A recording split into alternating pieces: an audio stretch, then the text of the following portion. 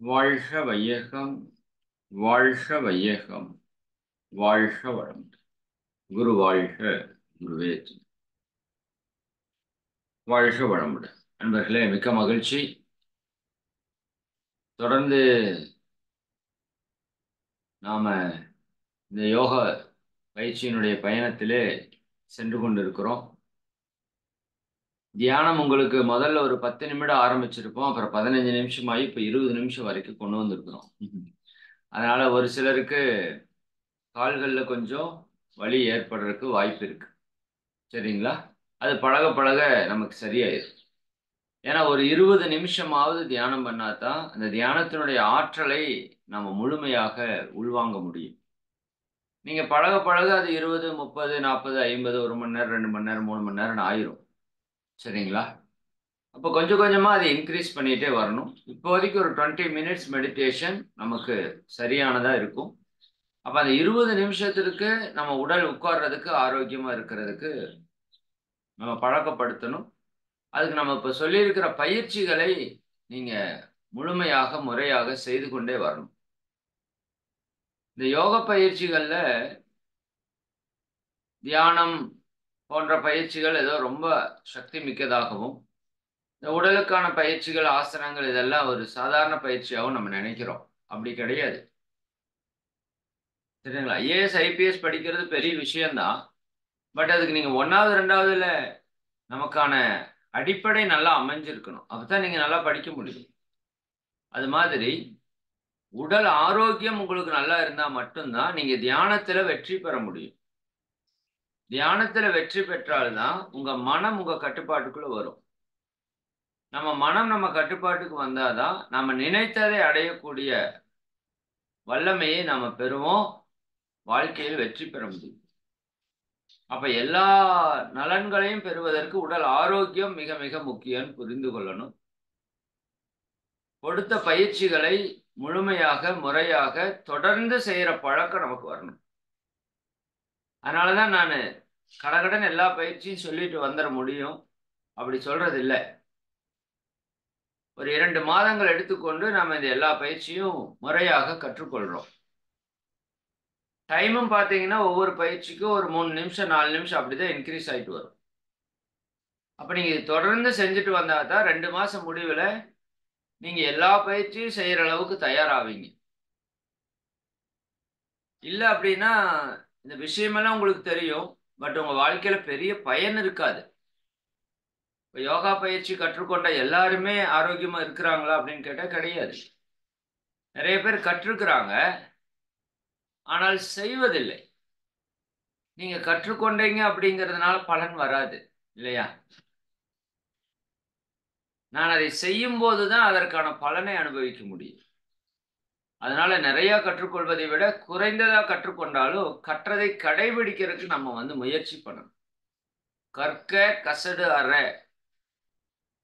கற்க கசடு அற, கற்பவை கற்றபின் நிற்க அதற்கு தக. இதுதான் வள்ளுவம் நமக்கு சொல்ற பாடம். ஒரு விஷயத்தை ஐயம் திரிபற தெளிவாக கற்றுக்கொள். கற்க கசடு அற. கற்பவை கற்றபின், எதை கற்றுக்கொள்ள வேண்டுமோ அதை கற்றபின். அதுதான் இந்த யோக கல்வி. ஒரு மனிதன் எதை கற்றுக்கொள்ளணும்னா யோகத்தை, வாழ்க்கையை, வாழ்வியலை கற்றுக்கொள்ளணும். அதைத்தான் நமக்கு கற்றுக்கொண்டிருக்கிறோம். கற்பவை கற்றபின் நிற்க. நிற்கனா என்ன? நீங்க எதை கற்றுக்கொண்டீர்களோ அதன்படி நிற்க. இப்ப தூங்கணும் இப்பன்னா இப்படின்னு சொல்லியிருக்கோம்னா அந்த மாதிரி ஃபாலோ பண்ணணும்.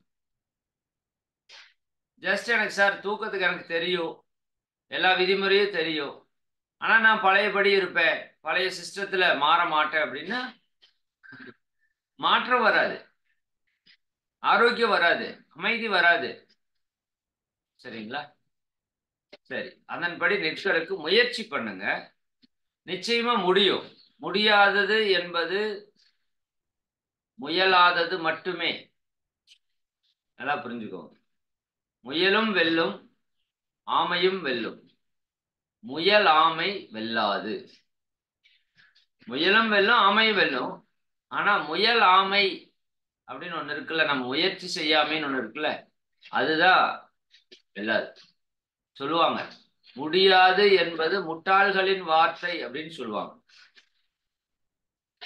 மோட்டிவேஷன் ஸ்பீச் எல்லாம் போனீங்கன்னா, முடியாது என்பது முட்டாள்களின் வார்த்தை. சரிங்களா? அப்ப நம்மால நமக்கான ஆரோக்கியத்தை செய்ய முடியணும். முடியும். முயற்சி திருவினை ஆக்கும். முயற்சி திருவினை ஆக்கும். முயற்சி இன்மை இன்மை புகுத்தி விடும். முயற்சி முயற்சி முயற்சி. சரியா? நம்ம பணத்துல மட்டும் உயர்றதுக்கு முயற்சி பண்றோம். ஆனால் உடல் ஆரோக்கியத்திலே நீங்கள் உயர்றதற்கு முயற்சி பண்ணணும். கடும் முயற்சி. மன அமைதிக்கு முயற்சி பண்ணணும். இதுல நம்ம ரிச்சஸ்ட் பர்சனா இருக்கணும். உடல் ஆரோக்கியத்திலே நீங்கள் பணக்காரராக இருக்கணும். நான் சொல்றேன் 19 ஆண்டுகள் ஆச்சுன்னு ஆஸ்பத்திரி போறது நிறுத்தி. என்னை பொறுத்த வரைக்கும் இதுதான் ரிச்னஸ். என்னுடைய மனதிலே எந்த கவலைகளும் இல்லை, யாரை பற்றிய பயமும் இல்லை, எதன் மேலும் வெறுப்பு இல்லை, தேவையற்ற ஆசைகள் இல்லை. புரியுதா இல்லைங்க? மனதில் நம்ம ரிச்னஸ். சரிங்களா? உறவுகள் எல்லாம் இணக்கமா இருக்கிறோம். உறவுகள்ல எந்த சங்கடங்களும் இல்லை. உறவுகள்ல ரிச்னஸ். சரிங்களா? அப்ப இதுல எல்லாம் ரிச்னஸ் ஆகிறப்பதான் வாழ்க்கை மொத்தமா ரிச்னஸ் ஆகும். பணத்துல மட்டும் நான் உயர்ந்துட்டேன் அப்படின்னா, உங்க கையில உங்க உடல் முழுக்க நல்லா ஓரளவுக்கு ஷேப்பா வடிவமா இருந்தாதான் அதை வளர்ச்சி என்று சொல்லலாம். இந்த கை மட்டும் பெருசாயிருச்சுன்னு வச்சுக்கோங்க. இந்த கை மட்டும் பெருசா இருந்துச்சுன்னா அதை வளர்ச்சின்னு சொல்ல மாட்டீங்க, வீக்கம்னு சொல்லுவோம். அது நோய். இப்போ ஹோலிஸ்டிக்கா எல்லா விதத்திலையும் நம்ம வளரணும். வளரணும். சரிங்களா? அப்பதான் அதுக்கு பேர் வளர்ச்சின்னு பேரு. சரி, அதுக்கு யோக கலை தான் நமக்கு முழுக்க முழுக்க பயன்படும்.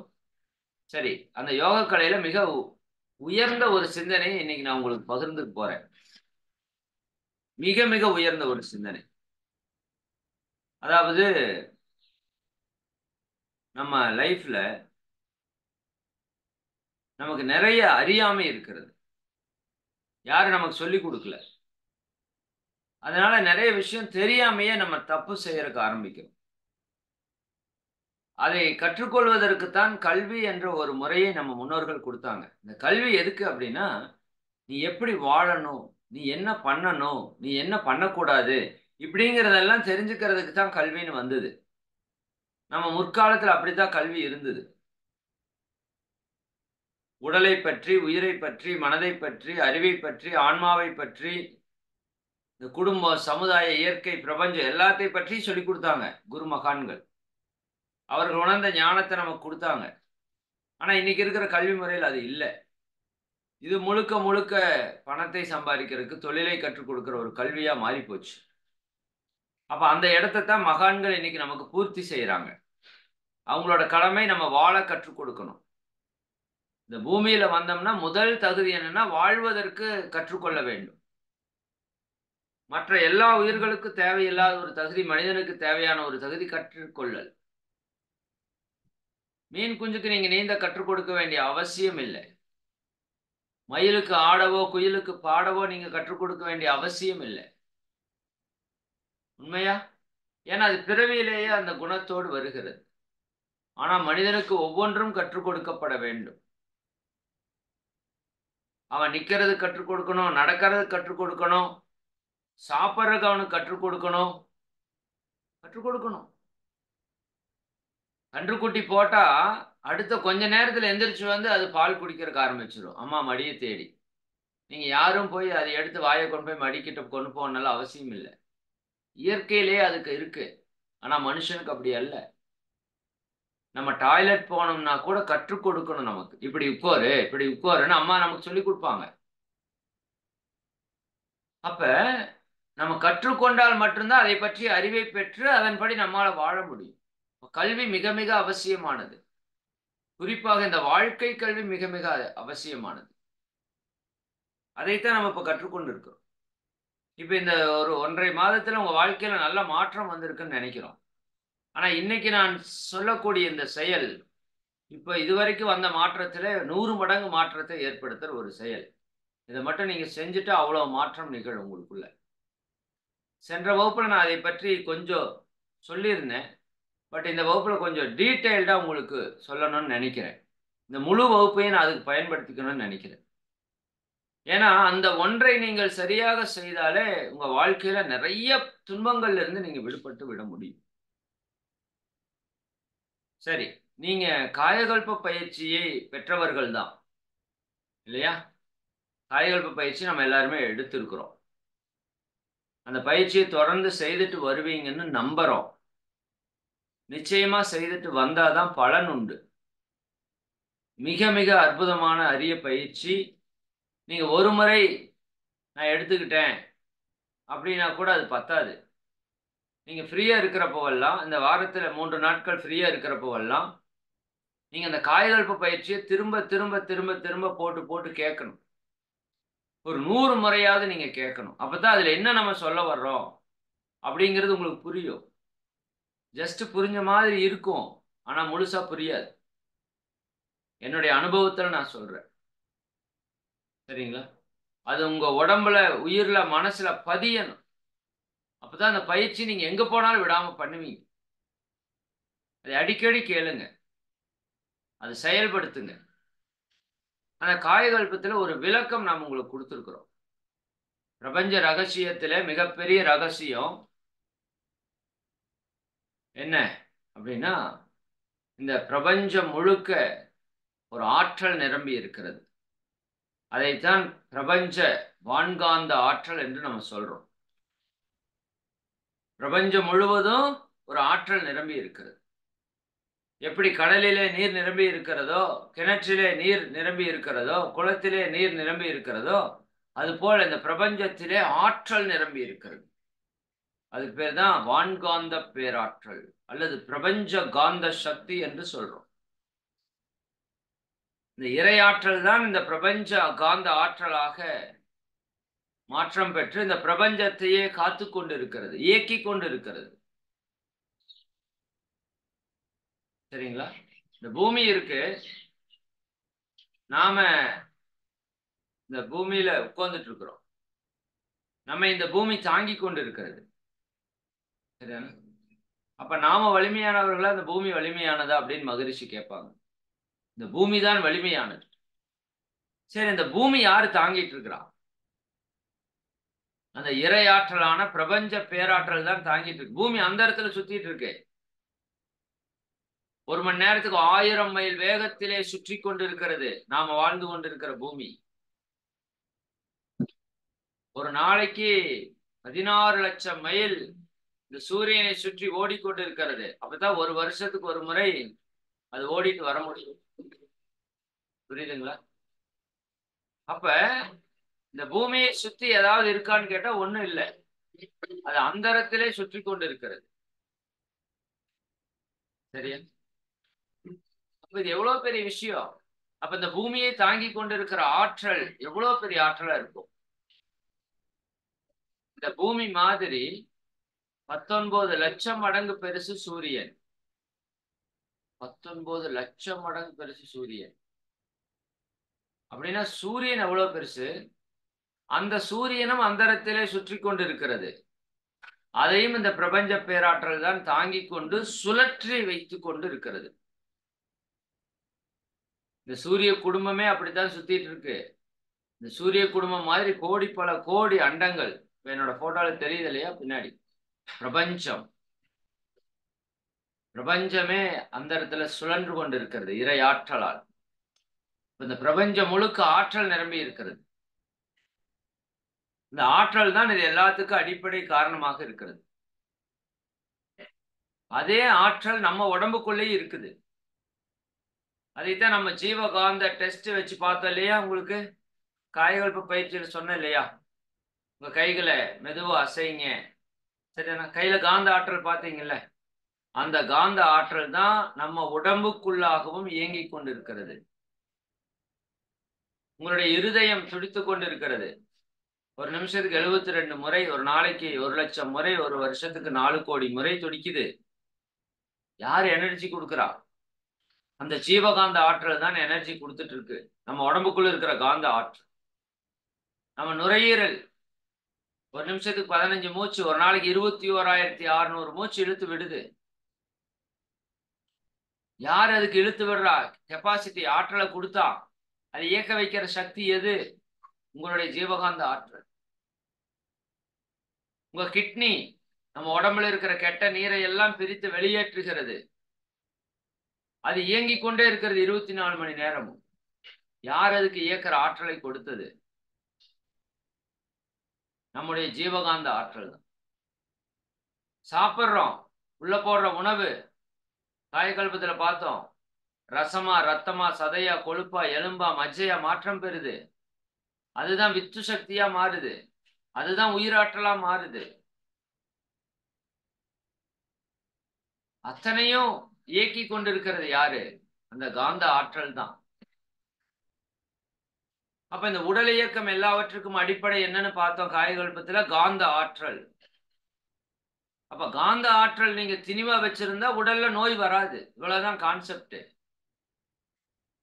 காந்த ஆற்றல் திணிவாயிருச்சுன்னா உடல்ல ரத்த ஓட்டம், வெப்ப ஓட்டம், காற்றோட்டம் சரியா ஓடுறக்க ஆரம்பிச்சிடும். உடல் உள்ளுறுப்புகள் எல்லாம் சரியா வேலை செய்யறக்க ஆரம்பிச்சிடும். சரிங்களா? அப்ப உடல்ல நோய் வராது. உடல்ல கழிவுகள் போறக்க ஆரம்பிச்சிடும்.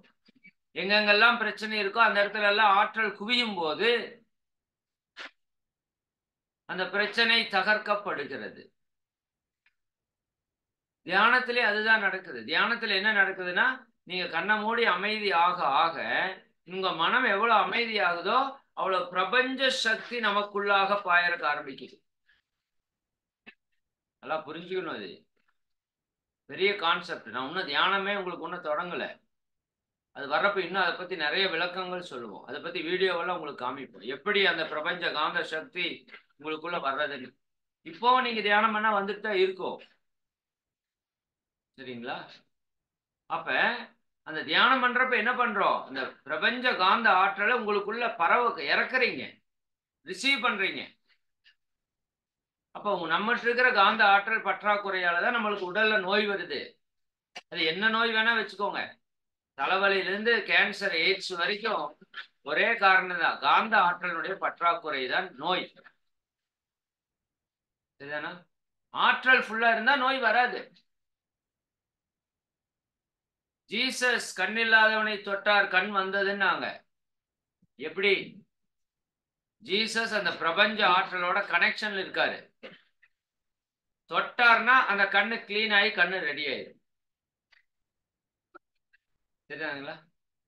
வள்ளலார் பச்சை தண்ணீரிலே விளக்கை எரித்தார். அவர் தொட்டார்னா பச்சை தண்ணி எரியும். ஏன்னா அவர் பிரபஞ்ச ஆற்றலோட கனெக்ஷன்ல இருக்கிறார், டைரக்ட் கனெக்ஷன்ல இருக்கார் மகான்கள். சாய்பாபா, சரிங்களா, அவர் தொட்டார், நோய் குணமானது, உடல் ஊனம் சரியானது. நடக்குமா? நடக்கும். நீங்கள் நானும் செய்தாலே நடக்கும். Healing technique. காந்த ஆற்றலை வாங்கி ஒருத்தருக்கு பாஸ் பண்ணினீங்கன்னா அவருக்கு நோய் குணமாகும். அதான் இன்னைக்கு பிராணிக் ஹீலிங், ரைக்கி ஹீலிங், நிறைய ஹீலிங் எல்லாம் பண்ணிட்டு இருக்காங்க. அதை பத்தி நான் பின்னாடி வகுப்பு கொடுக்குறேன். அதை பத்தி இன்னும் பெரிய விஷயங்கள் எல்லாம் இருக்கு. நீங்க ஏதோ நான் இப்ப சும்மா உடம்பு, உயிர், இதை பத்தி சாப்பாடு, தூக்கம், இதை பத்தி பேசுறேன்னு நினைச்சு இது சின்ன விஷயம்னு எடுத்துக்காதீங்க. இது தொடக்கம் தான். இதனோட வகுப்பு வேற லெவல்ல இருக்கு. சரியானுங்களா? அப்போ நம்ம புரிந்து கொள்வதற்காக நான் இவ்வளவு தூரம் முக்கியத்துவமா சொல்றேன். இந்த யோகா தினத்தை நாம சிறப்பாக கொண்டாடி இருக்கிறோம். அப்ப அதனுடைய வெளிப்பாடு எப்படி இருக்கணும் அப்படின்னா, நாம ஆற்றல் மிக்க மனிதர்களாக மாற வேண்டும். அதான் யோகா தினத்தினுடைய நோக்கம். ஆற்றல் மிக்க மனிதர்கள். மகிழ்ச்சி அதான் சொல்லுவாங்க, அறிவாலும் ஆற்றலாலும் உயர்ந்தவர்களாக நாம மாற வேண்டும். சிந்தனை நம்ம கொடுத்துட்டே இருக்கிறோம். நீங்க அறிவுல உயர்ந்துட்டே வர்றீங்க. அதே சமயம் ஆற்றலிலும் நீங்கள் உயர்ந்து கொண்டே வர வேண்டும். அதற்கு தான் பயிற்சி. அறிவுக்கு தத்துவம், ஆற்றலுக்கு பயிற்சிகள். அப்ப இரண்டுமே நமக்குள்ள உயர்ந்து கொண்டே வந்துச்சுன்னா நம்ம வாழ்க்கையில வெற்றி தான், மகிழ்ச்சி தான், இன்பம் தான், ஆனந்தம் தான் எப்பவுமே. அப்ப அந்த ஆற்றல் அதிகமா இருந்ததுன்னா உங்க உடல்ல இருக்கிற நோய்கள் எல்லாம் குணமாயிரும். அதனாலதான் தியானம் பண்ணா நோய் குணமாயிரும். உடல் பயிற்சி செய்தால் நோய் குணமாயிரும். குறிப்பாக ரிலாக்ஸேஷன் பயிற்சி நல்லா செஞ்சீங்கன்னா உடல் குணமாயிரும். ரிலாக்ஸேஷன் என்பது ஒரு தியானமும் கூட. உட்கார்ந்துட்டே செஞ்சீங்கன்னா அது தியானம், படுத்துட்டு செஞ்சீங்கன்னா அது பேர் ரிலாக்ஸேஷன். அதை செய்யும் போது உங்க மன வேகம் குறையும், பிரபஞ்ச ஆற்றல் உங்களுக்குள்ள வரும், உங்க உடல் மனதில் இருக்கிற நோய்கள் எல்லாம் குணமாகும். ஆற்றல் மிக்க ஒரு பயிற்சி. அதை நீங்க தொடர்ந்து செய்து வரணும். சரிங்களா? செஞ்சு பழகிட்டீங்கன்னா அப்புறம் விட மாட்டீங்க. சரி, அப்ப உங்க உடல் ஆரோக்கியமா இருக்கிறதுக்கு என்ன வேணும்? ஆற்றல் வேண்டும், ஜீவகாந்த ஆற்றல். எப்படி மின்சாரம், பயோ கரண்ட், சாரி கரண்ட் வந்து உங்க வீட்டுல இருக்கிற ஃபேன் ஓடுது, லைட் எரியுது, சரிதானுங்களா? ஃப்ரிட்ஜ் கூலிங் ஆகுது, இதெல்லாம் பார்த்த உதாரணத்துல. ஒரு கரண்ட் தான் எல்லா பொருளையும் இயக்கி உங்களுக்கு தேவையானது கொடுக்குது. அது மாதிரி நம்ம கிட்ட இருக்கிற ஒரு கரண்ட் தான் என்ன பண்ணுது, நமக்கு தேவையான எல்லாவற்றையும் அது கொடுத்து கொண்டு இருக்கிறது.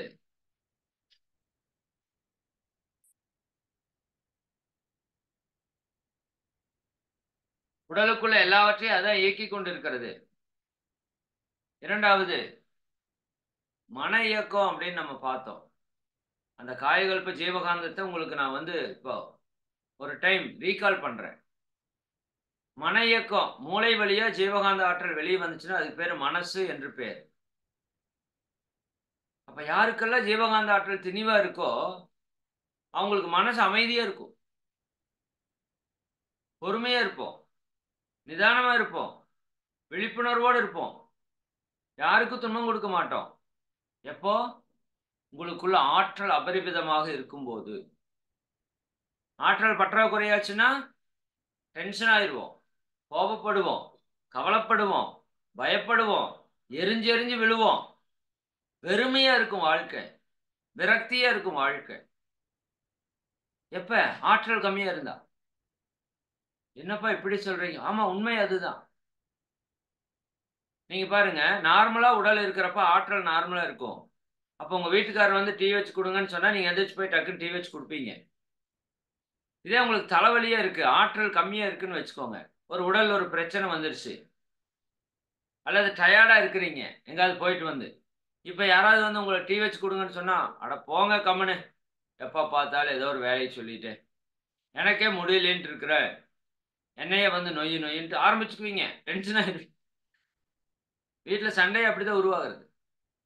பாருங்க, பெரும்பாலான குடும்பங்கள்ல காலையில சண்டை இருக்காது, சாயங்காலம் தான் சண்டை இருக்கும். ஏன்னா காலையில தூங்கி எந்திரிச்சு எனர்ஜியா இருப்போம். அப்ப யாராவது ஏதாவது சொன்னா கூட சரி போ அப்படின்னு பரவாயில்லன்னு விட்டுருவோம். ஆனா சாயங்காலம் ஆக ஆக எனர்ஜி குறையும்.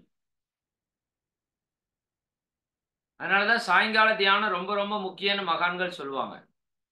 சாயங்காலம் எனர்ஜியும் கம்மியா இருக்கும். அதனாலதான் பெண்கள் கோயிலுக்கு சாயங்கால நேரத்துல போங்கன்னு சொல்லுவாங்க. சரிங்களா? அப்ப எனர்ஜி கம்மியா இருப்ப யாராச்சும் ஏதாவது பேசினா சண்டை வந்துடும். அப்ப வீட்டுல பெரியவங்க யாராச்சும் இருந்தா சொல்லுவாங்க, டேய் போய் படுற, எல்லாம் காலையில பாத்துக்கலாம் அப்படிம்பாங்க. ஏன் காலையில பாத்துக்கலாம்? காலையில பிரச்சனை இல்லாம போயிருமா? இல்ல, பிரச்சனை இருக்கும், ஆனா உங்க மனதில ஆற்றல் அதிகமாயிரும். அப்ப அந்த பிரச்சனையை ஹேண்டில் பண்ற அளவுக்கு, பிரச்சனையை ஏற்றுக்கொள்ற அளவுக்கு நமக்கு தகுதி வந்துடும், தன்மை வந்துடும். புரியுதுங்களா? சாயங்காலம் ஆற்றல் பற்றாக்குறையா இருக்கும். இப்ப நான் பெண்களுக்கு நான் அடிக்கடி சொல்லுவேன், மென்சஸ் டைம்ல நிறைய கோபம் வரும். ஏன்னா இறைவன் உயிர்களை படைக்கிறதுக்கு பெண்ணை தேர்ந்தெடுத்துட்டான். சரிதானுங்களா? அப்ப அந்த அற்புதமான படைப்பு பெண் அந்த உயிரை உற்பத்தி செய்யறதால அந்த பெண்ணுடைய உடல் தூய்மையாக இருக்கணும். உடல் தூய்மை இல்லாட்டி அந்த குழந்தை உற்பத்தி தூய்மை இல்லாம போயிடும். அப்ப அடுத்த தலைமுறையே தூய்மை இல்லாம போயிடும். அப்ப என்ன பண்றாங்க? இயற்கை, இறைநிலை அந்த பெண்ணுடைய உடலை தூய்மை செய்யறாங்க. அது வந்து யூரின் போற மாதிரி, மோஷன் டிசென்ட்ரி போற மாதிரி. டிசென்ட்ரி ஆனா டயர்ட் ஆகும்ல, வாமிட் ஆனா டயர்ட் ஆகும்ல. அப்படி உடம்புல இருந்து கழிவு வெளியே போகும்போது அவங்க உடம்பு டயர்ட் ஆகும், எனர்ஜி குறையும். அப்ப எனர்ஜி குறையிறப்ப அவங்களுக்கு நிறைய டென்ஷன் ஆகும், ஸ்ட்ரெஸ் ஆகும், மன அழுத்தம், மன உளைச்சல், மன குழப்பம், இதெல்லாம் வரும். உடல்ல வலிகள் வரும். அதனாலதான் அந்த 3 நாள் நீங்க எந்த வேலையும் செய்யாம அமைதியா இருங்க அப்படின்னு சொன்னாங்க. அது சும்மா அமைதியா இருன்னு சொன்னா யாரும் கேட்க மாட்டாங்க. அப்ப தீட்டுன்னு ஒரு பேர் வச்சுட்டாங்க, கெட்ட பேரை. அப்பவாவது இவன் கம்முன்னு இருப்பானா, அப்பவாவது இந்த பொண்ணு கம்முன்னு இருக்குமா, ஓய்வா இருக்குமா அப்படிங்கிறதுக்கு தான் பேரை வச்சாங்க. புரியுதா இல்லைங்களா? அப்ப அந்த நேரங்கள்ல பாருங்க, உங்க மனதுல எப்ப பார்த்தாலும் கோபம், வெறுப்பு, டென்ஷனாவே இருப்போம். ஏன்னா ஆற்றல் இல்ல. இதே மென்சஸ் ஆகி அடுத்த ஒரு 10 நாள் கழிச்சு பாருங்க, அந்த லேடி வேற மாதிரி இருப்பாங்க, எனர்ஜெட்டிக்கா இருப்பாங்க. அப்ப இதெல்லாம் என்ன சொல்ல வரேன்னா, உங்க ஆற்றல் நல்லா இருந்ததுன்னா உங்க மனம் அமைதியா இருக்கும், தானாவே அமைதியா இருக்கும். சரிங்களா? அப்ப என் மனசு அமைதியா இல்ல, எப்ப பார்த்தாலும் டென்ஷனா இருக்குது, கோவப்படுதுன்னா என்ன வேணும்? ஆற்றல் பற்றாக்குறையா இருக்குது. அப்ப யோக பயிற்சிகள், தியான பயிற்சிகள் உங்க ஆற்றலை பெருக்கிறதுக்கு தான் நம்ம கொடுக்கிறோம். இன்னைக்கு அதுல மிக மிக ஒரு பவர்ஃபுல் டெக்னிக் உங்களுக்கு கொடுக்க போறோம். ஒரு 10 நிமிஷத்துல ஒரு 10,000 யூனிட் சார்ஜ் பண்ணிக்கலாம் நீங்க. அதுக்கான ஒரு பிராக்டிஸ் கொடுக்க போறோம். சரிங்களா? சரி, 3வது ஒண்ண சொல்லிடுறேன். நம்ம புலன் இயக்கம். இப்ப கண்ணுல பாக்குறீங்க, பாக்குறப்ப சந்தோஷமா இருக்குது. ஒரே நிமிஷம்.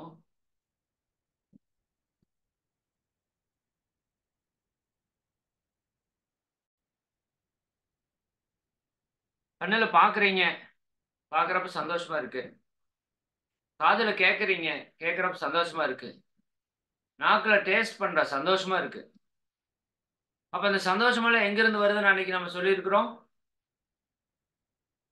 லட்டு 100 யூனிட் இனிப்பு, உங்க நாக்குல 2 யூனிட் இனிப்பு இருக்குது. அப்ப 100 யூனிட் இனிப்பே இல்ல, நாக்கு மேல வச்சீங்கன்னா உங்க நாக்குல இருந்து 98 யூனிட் செலவாகிறது தான் இன்பம். சும்மாவெல்லாம் இன்பம் வரல, உங்க ஆற்றலை செலவு பண்ணி தான் நீங்க இன்பத்தை அனுபவிக்கிறீங்க. சரிதானுங்களா? அதனால கவனமா செலவு பண்ணுங்க.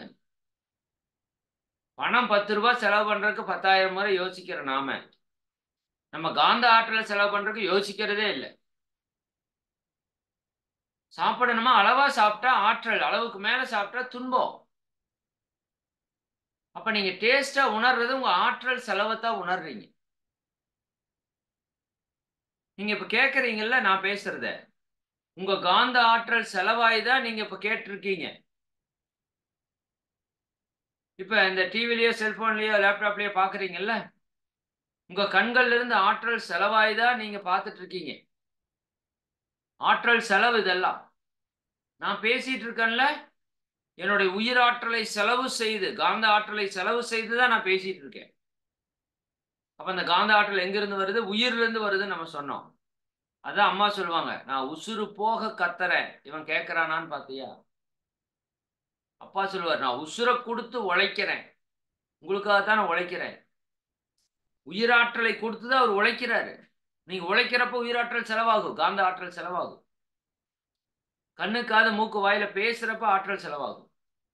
அப்ப ஆற்றல் நல்லா வச்சிருந்தீங்கன்னா நல்லா செலவு பண்ணி சந்தோஷமா இருக்கலாம். பணம் வச்சிருந்தீங்கன்னா செலவு பண்ணி சந்தோஷமா இருக்கலாம். புரியுதுங்களா?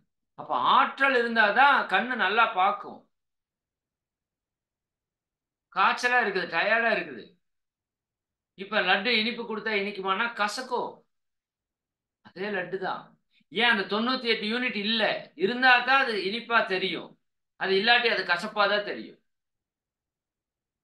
அப்ப லட்டுல இனிப்பு கசப்பு இல்ல, உங்க ஆற்றல்ல இனிப்பு கசப்பு இருக்கு. ஆற்றல் நிறைய இருந்தா இனிக்கும், ஆற்றல் கம்மியா இருந்தா கசக்கும்.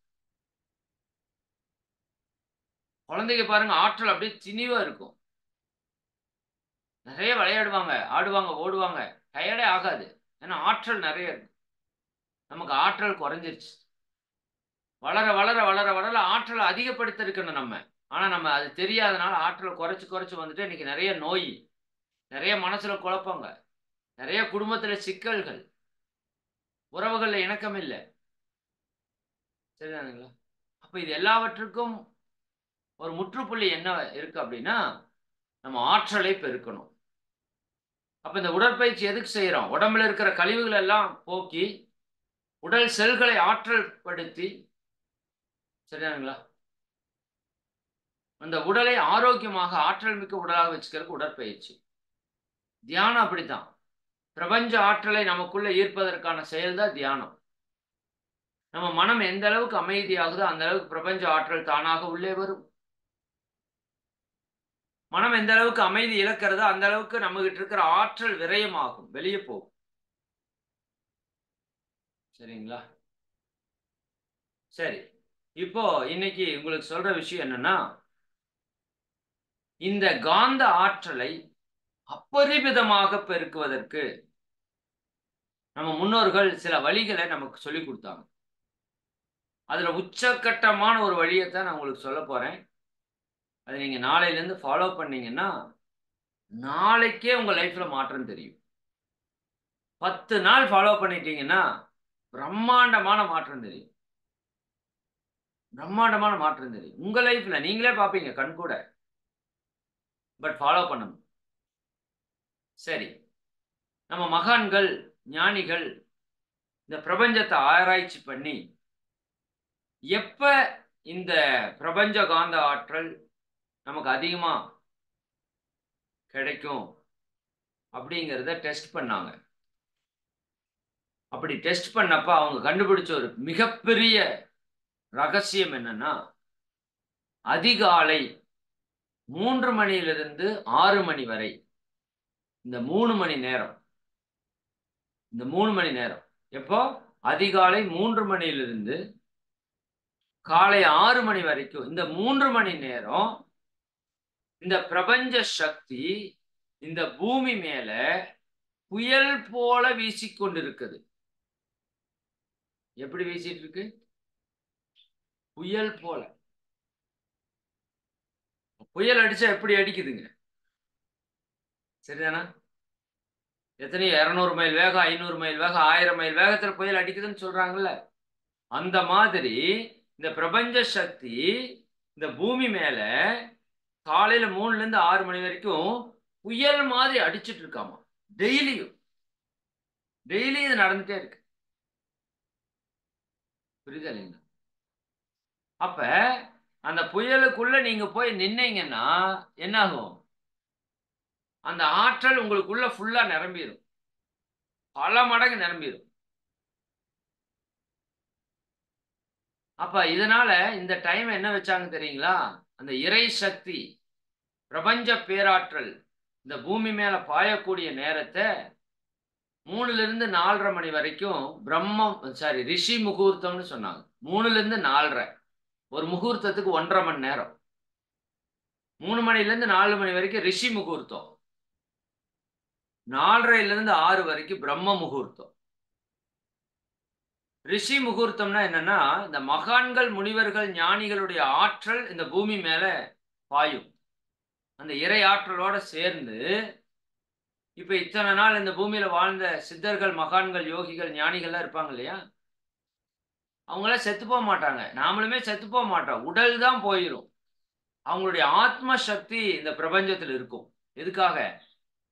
யாரெல்லாம் அவங்கள வேண்டி வணங்கி இந்த ஆன்ம உயர்வை பெறணும், வாழ்க்கையில வெற்றி பெறணும், செல்வ வளம் பெறணும்னு எல்லாம் ஏங்கி நிக்கிறோமோ, நமக்கு உதவுறதுக்காக அந்த சித்தர்கள், மகான்கள் காத்து கொண்டிருப்பாங்க.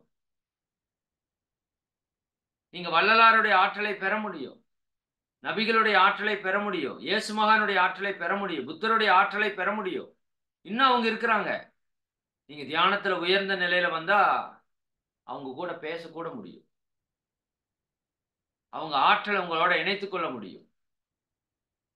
அருட்தந்தை வேதாத்திரி மகரிஷி அவர்களுக்கு அருட்ஜோதி ராமலிங்க வல்லற் பெருமானார் காட்சி அளித்து அவருடைய ஆற்றலை அவரோடு இணைத்துக் கொண்டார்.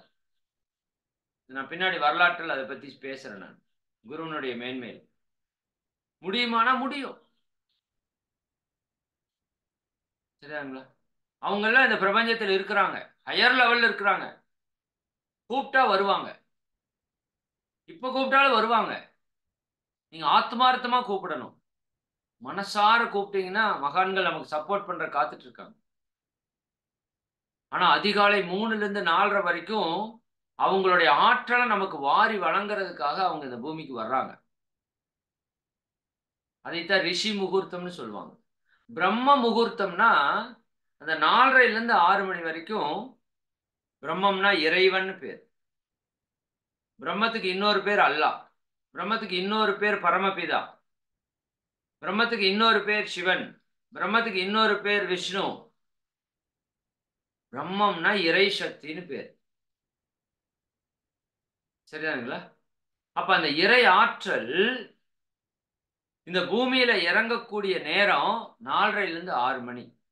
அதனாலதான் எல்லா கோவில்களும், எல்லா புனித ஸ்தலங்களும், எல்லா மதங்கள்லயும் காலையில 4 மணி 4:30 கோயில் திறப்பாங்க. கவனிச்சிருக்கீங்களா? எதுக்காக? அந்த இறை ஆற்றல் அப்பதான் இறங்குற நேரம் இந்த பிரபஞ்சத்திலிருந்து பூமி மேல. அப்ப அந்த நேரத்துல கோவிலை திறந்து அங்கு இறை வழிபாட்டுக்கு போனீங்கன்னா என்ன ஆகும்? நீங்க ஒண்ணுமே பண்ண வேண்டாம். நல்லா புரிஞ்சுக்கோங்க. உங்களுக்கு குடிக்கிறதுக்கு தண்ணி வேணுங்க. குடிக்கிறதுக்கு தண்ணி வேணுங்க. சரிதானா? இப்ப நீங்க ஏதோ ஒரு இடத்துல போய் குடிக்கிறதுக்கு தண்ணியை பிடிச்சிட்டு வரணும். ஆனா இந்த மழை பெய்யறப்ப நீங்க எங்கேயும் போக வேண்டாம். அங்கேயே இருந்து பாத்திரத்தை எடுத்து இப்படி வச்சீங்கன்னா போதும், தண்ணி நிரம்பிடும். அது மிக மிக சக்தி மிக்க தண்ணியும் கூட. எவ்வளவு பவர்ஃபுல்லான வாட்டர், ரெயின் வாட்டர். அப்ப அதுக்கு நீங்க ஏதாவது எங்கேயாவது போகணுமா? மழை வர்றப்ப எங்கேயும் போக வேண்டாம். மழை வர்றப்ப குண்டாவை பிடிச்சிங்கன்னா போதும். ஆனா குப்புற வச்சிருந்தீங்கன்னா குண்டாவை எவ்வளவு மழை வந்தாலும் உங்களுக்கு உள்ள போகாது இல்ல. அது மாதிரி அந்த அதிகாலையில குறிப்பா 3 மணில இருந்து 6 மணிக்கெல்லாம் யாரெல்லாம் எந்திரிக்கிறாங்களோ, காலையில எந்திரிக்கிறது எத்தனை மணிக்குங்க? நம்ம முன்னோர்கள் 4 மணிக்கு எந்திரிச்சாங்க. அவனுக்கு நோயே வரலையே. யோசித்து பாருங்க. அவன் நம்ம முன்னோர்கள் தாத்தா பாட்டி யோகா பண்ணல, தியானம் பண்ணல, காயகல்பம் பண்ணல, தற்சோதனை பண்ணல, ஒண்ணும் பண்ணல, சூரிய நமஸ்காரம் பண்ணல, பிராணாயாமம் பண்ணல. காலை 4 மணிக்கு எந்திரிச்சான். அவனோட வாழ்க்கையை அப்படி மாத்தி வச்சிருந்தாங்க. அவனுக்கு இந்த காந்த ஆற்றல் நல்லா சொன்னாவெல்லாம் புரியாது. 4 மணிக்கு எந்திரா நல்லது. 3 மணிக்கு எந்திரிச்சா முனிவன் ஆகலாம். 4 மணிக்கு எந்திரிச்சா ஞானி ஆகலாம். 5 மணிக்கு எந்திரிச்சா அறிஞன் ஆகலாம். 6 மணிக்கு எந்திரிச்சா மனுஷன் ஆகலாம். சாதாரண மனுஷனா வாழலாம். 7 மணிக்கு எந்திரிச்சா எருமை ஆகலாம். 8 மணிக்கு எந்திரிச்சா காட்டெருமை ஆகலாம். 9 மணிக்கு எந்திரிச்சா பன்றி ஆகலாம். 10 மணிக்கு நீ எந்திரிக்கவே வேண்டாம், சாகலாம் அப்படின்னு சொல்லுவாங்க. எனக்கு ஒரு ஆசிரியர் சொன்னார் ஒரு வகுப்புல. சரிதானா? நீ இருக்கிறதே வேஸ்ட். அப்ப நீங்க சாதாரண மனுஷனா மாறணும்னா 6 மணிக்கு எந்திரிச்சா போதும். இல்லைன்னா அறிஞன் ஆகணும், ஒரு துறையில உயரணும், வெற்றி பெறணும்னா 5 மணிக்கு எந்திரிக்கணும். நான் ஞானி ஆகணும், ஞானத்தை அடையணும்னா 4 மணிக்கு எந்திரிக்கணும். நீங்க முனிவன் ஆகணும், அத்தனையும் உணர்ந்த முக்காலம் உணர்ந்த முனிவன் ஆகணும் அப்படின்னா நீங்க 3 மணிக்கு எந்திரிக்கணும். சரிங்களா? இதுல எல்லாம் விஷயம் இருக்கு, சும்மாவெல்லாம் சொல்லல. எந்திரிச்சு பாருங்க, அப்பதான் தெரியும். அதனால கோவில்கள்ல மாலை போடுற பழக்கம் இருக்கும். அது ஆண்கள் பெண்கள். சரிதானுங்களா? அப்ப எல்லாரும் என்ன பண்றாங்க? அதிகாலையில எழுந்து பச்சை தண்ணீரிலே குளித்து கொண்டு அந்த இறை வழிபாட்டுக்கு செல்றார்கள். அப்ப அந்த ஒரு ஆண்டு முழுக்க அவங்க உடம்புல பல்வேறு விதமான நோய்கள், பிரச்சனைகள், மன உளைச்சல்கள் எல்லாம் இருக்கு. அப்ப ஒரு 48 நாள் அவர் காலையில எந்திரிச்சு பச்சை தண்ணியில குளிச்சு இறை வழிபாட்டுல ஈடுபட்டு வெளியில எதையும் சாப்பிடாம வீட்டுல தெய்வீக தன்மையோடு சாப்பிட்டு நல்ல எண்ணத்தோடு, நல்ல குணத்தோடு, நல்ல மனத்தோடு, யாருகிட்டையும் டென்ஷன் ஆகாம, சண்டை போடாம, யாருக்கும் துன்பம் கொடுக்காம எளிமையான ஒரு வாழ்க்கையை வாழ்ந்து மாலை நேரத்திலே குளித்து இறை வழிபாட்டிலே ஈடுபட்டு அப்படி இருந்தார்னா அவருக்கு என்ன நடக்கும்? எல்லா நோயும் குணமாயிடும். எல்லா பிரச்சனையும் சால்வ் ஆயிடும். மாலை போட்டதால சால்வ் ஆகல. மாலை போட்டப்ப நீங்க செஞ்சீங்கல்ல ஒவ்வொரு செயல், அதற்குள்ள பல ரகசியங்கள் இருக்கிறது. அப்ப அதிகாலையில் எழும்போது இந்த 3 to 6 பிரபஞ்ச ஆற்றல் நம்ம மழை மாதிரி இந்த பூமியில கொட்டிட்டு இருக்கிற நேரம். அப்ப நீங்க எந்திரிச்சு ஒரு குண்டால தண்ணி பிடிச்சு வச்சுக்கலாம். முடிஞ்சது வேலை. அந்த அன்னைக்கு ஃபுல்லா உங்களுக்கு தேவையான தண்ணி அங்க வந்துருச்சு. இல்லாட்டி 6 மணிக்கு மேல எந்திரிச்சீங்கன்னா மழை நின்றுச்சு. அப்புறம் நீங்க தண்ணிக்கு பைப்புக்கோ, லாரிக்கோ, அங்க ஏதாவது டேங்குக்கோ நீங்க ஓடணும். கஷ்டப்படணும். பட் உங்க வீட்டுக்கே வருது மழை. அதை நீங்க பிடிச்சு வச்சுக்கணும். ஆனா அது காலையில 3 to 6ல தான் வரும். பிரபஞ்ச ஆற்றல் மழை. இறை சக்தி மழை. அப்ப பெய்யும். மழைனா தனியா வராது. ஆற்றல் ஒரு அபரிமிதமா. நல்லா புரிஞ்சுக்கோங்க. ஒரு மகான்கிட்ட போய் நான் தியானம் செய்வதற்கு உகந்த நேரம் என்ன அப்படின்னா, தியானம் செய்வதற்கு உகந்த நேரம் அதிகாலை 3லிருந்து 6. ஏன்னா அந்த நேரத்திலே பூமியே தியானம் செய்யுன்னு சொல்றாங்க. இந்த பூமி இருக்குல்ல, பூமி, இந்த பூமி தியானம் செய்யற நேரம்னு ஒரு நேரம் இருக்கு. காலையில 3 மணிலிருந்து 6 மணி வரை. ஏன்னா அந்த பூமியில கோடிக்கணக்கான உயிர்கள் இருக்கு. அத்தனை உயிருக்கு அது ஆற்றலை கொடுக்கணும் பூமி. அப்ப அதுக்கு ஆற்றல் வேணுமா இல்லையா? அது பிரபஞ்சத்திலிருந்து ஈர்க்கணுமா இல்லையா? அது எப்ப ஈர்க்கும்னா அதிகாலை 3 மணிலிருந்து 6 மணி வரை அந்த பிரபஞ்சத்திலிருந்து வரக்கூடிய காந்த ஆற்றலை இந்த பூமி தியானம் செய்து ஈர்த்து கொள்கிறது அப்படின்னு அந்த மகான் சொல்றாரு. அப்ப பூமி தியானம் செய்யும் போது நீங்களும் தியானம் செய்தால் எப்படி இருக்கும்? நீங்க மற்ற நேரத்துல எல்லாம் தியானம் செய்யறதுக்கு உங்க மனசு அங்கே இங்கேயும் ஓடும், அலப்பாயும் செய்யக்கூடாது. ஆனால் அதிகாலையில் எந்திரிச்சு உட்கார்ந்தீங்கன்னா இந்த பூமியும் அமைதியா இருக்கும், தியானத்தில் இருக்கும், பிரபஞ்ச ஆற்றல் உள்ள கொட்டும். நீங்க உங்க மனசு அலையவே அலையாது, ஆட்டோமேட்டிக்கா தியானத்துக்கு. நான் அதான் சொல்லுவேன், காலையில 3 to 6 நீங்க சும்மா எந்திரிச்சு உட்காருங்கன்னு சொல்லுவேன். 3 மணிக்கு எந்திரிக்க முடியல, 4 மணிக்கு எந்திரிச்சு சும்மா கொஞ்ச நேரம் உட்காருங்க. ஆனா கடைசிக்கு 5 மணிக்காவது எந்திரிச்சு சும்மா கண்ண மூடி கொஞ்ச நேரம் உட்காருங்க. நீங்க ஒண்ணுமே பண்ண வேண்டாம், கம்முன்னு உட்காருங்க. அந்த பிரபஞ்ச சக்தி உங்களை நிரப்பிக்கும். புரியுதுங்களா? அப்ப நம்ம வாழ்க்கையில நீங்க வெற்றி பெறணும்னா, நீங்க நினைத்ததை அடையணும்னா, உங்க மனதினுடைய ஆற்றலை பெருக்கிக் கொள்ளணும்னா, சரிதானுங்களா? உங்களுக்கு ஒரே தேவை, ஆற்றல் தேவை. அப்ப அந்த ஆற்றலை பெறுவதற்கான நுட்பத்தில உச்சகட்டமான நுட்பம் அதிகாலையிலே எழுந்து ஆற்றலை பெறுவது. இதுதான் நிறைய ஞானிகள் அதிகாலையில் எழுங்க, அதிகாலையில் எழுங்கன்னு இன்னைக்கு நிறைய ஆன்மீகம், பிரபஞ்ச சக்தியை பத்தி பேசுறவங்க, மிராக்கிள்ஸ் மார்னிங் என்னென்னவோ பேசிட்டு இருக்காங்கல்ல. அது எல்லாத்துக்கும் ஒரே காரணம் இதுதான்.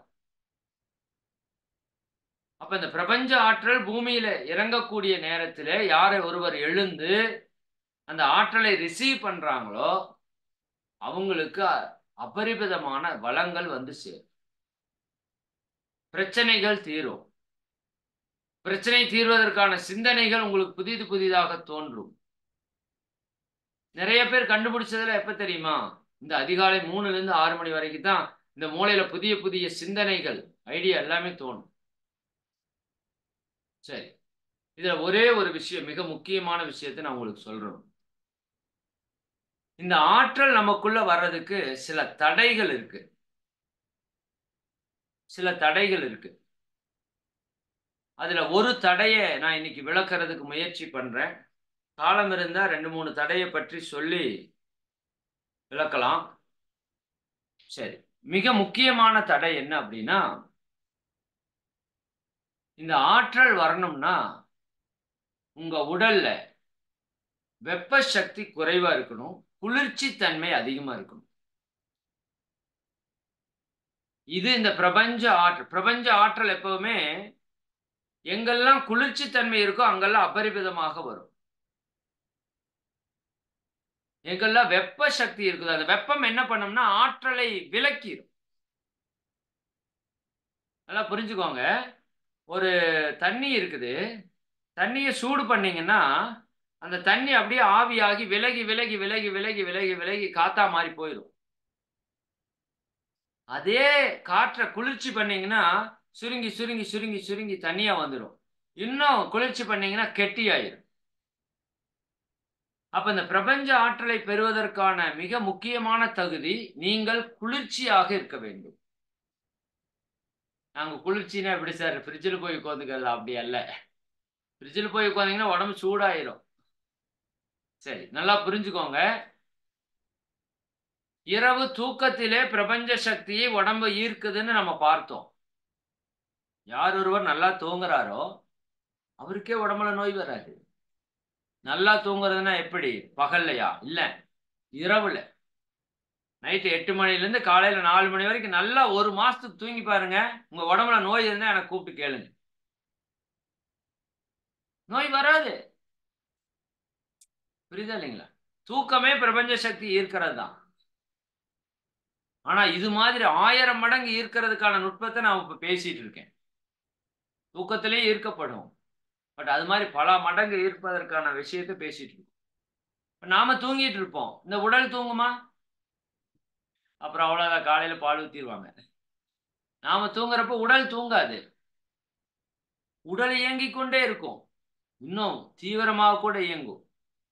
காலையில இருந்து சாயங்காலம் வரைக்கும் நீங்க எல்லாத்தையும் உடம்பெல்லாம் கெடுத்து வச்சு களைச்சு வச்சிருப்பீங்க. உடம்புல தலைவலி இருக்கும், ஒரு சிலருக்கு உடம்பு சோர்வு இருக்கும், டயர்டு இருக்கும், ஒருத்தர் கை கால் வலி இருக்கும், மூட்டு வலி இருக்கும், ஒருத்தர் கண்ணெரிச்சல் இருக்கும், ஒருத்தருக்கு நாக்கில் புண்ணு வந்த மாதிரி இருக்கும். அவர் படுத்து தூங்கிடுவார்.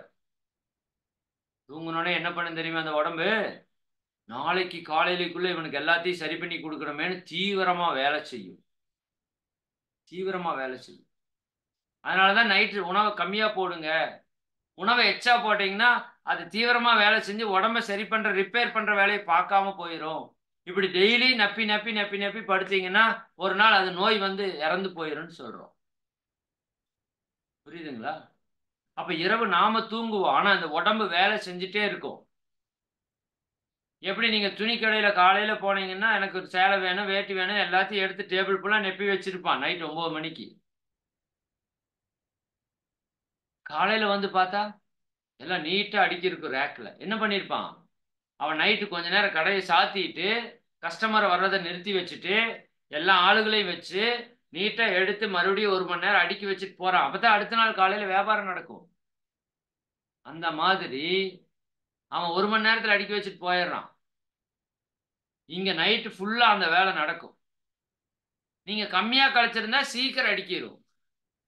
நீங்க எச்சா கழிச்சிருந்தா கொஞ்சம் டைம் எடுத்து அடுக்கும். ஃபர்ஸ்ட் உங்க உடலை முழுசா அது சரி பண்ணும்.